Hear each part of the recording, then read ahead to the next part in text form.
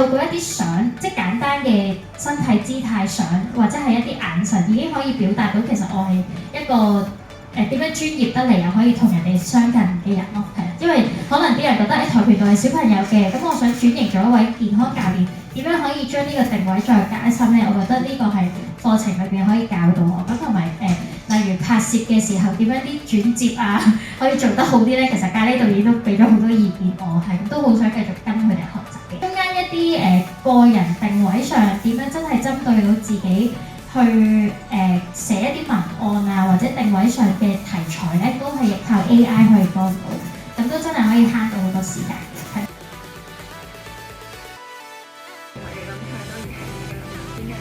用 AI 可以更加方便咁樣節省一啲時間咁樣啦。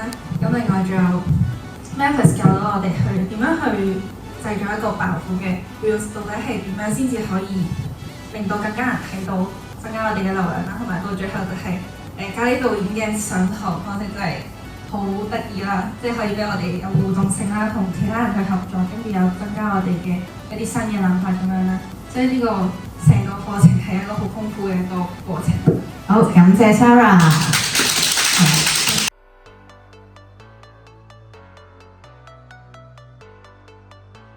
經常壓力大，成日肚屙肚痛，又唔理佢，其實等於慢性自殺。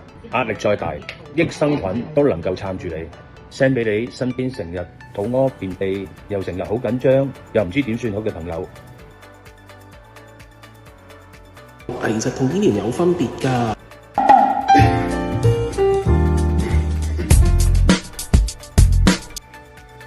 呢位同事，我會攞晒所有嘅收據報告同埋事件證明，我會核對下係咪符合我哋保障表嘅內容，再逐項審批。放心，如果係符合條款嘅，我會逐一實報實銷。仗間展開。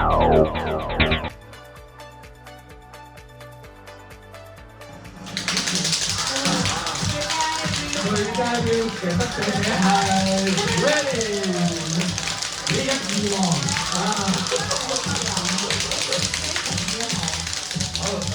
今次都好多嘢新嘗試嘅，其實都即係因為我係對於 AI 呢樣嘢咧係之前未上呢台之前係好摸不着頭腦，同埋我都覺得唉死啦，我係咪真係做到㗎咁樣？我又唔知呢一行裡面有啲乜嘢係好似可以令到我有好多啲知識，但係唔知道點樣可以令到佢好軟着陸，話俾大家聽咁樣。咁但係跟住，然後今次即係各位導師嘅幫助之下咁樣，突然間我發覺前面有條路已經開始可以行到出嚟咯。係啊，最緊要見到個方向行到係好緊要嘅。如果唔係就即係發頭鷹咁樣就我就真係覺得成件事好好咯咁樣。咁都多謝大家啦咁樣，希望我嚟緊我都會繼續即係深造落去嘅。希望可以更加將呢個 IP 打造得好啲，更加好。好，多謝。去探店嘅，我而家嚟緊都係會去探店做咗，大家一齊同我一齊上鏡。究竟喺個過程之中，你點樣去量化嗰個產品啦？你點樣去介紹啦？同埋每一樣嘅視頻嘅 video 所拍嘅嘢有啲乜嘢啦？甚至乎有時探店係需要同個老闆要交流嘅，要諗下同佢講啲乜嘢啦，要問佢有啲咩題目咧。咁所以咧喺個第三家咧會大家一齊協助去做咯。咁呢個幾好玩嘅，幾開心嘅。NG 唔緊要，就要俾佢 NG，知唔知道？所以唔好緊張。就訓練定你哋個思維，同埋好似上次咁樣分組去做，咁令到大家咧可以早啲揾出你自己嘅強項同埋點樣去創作。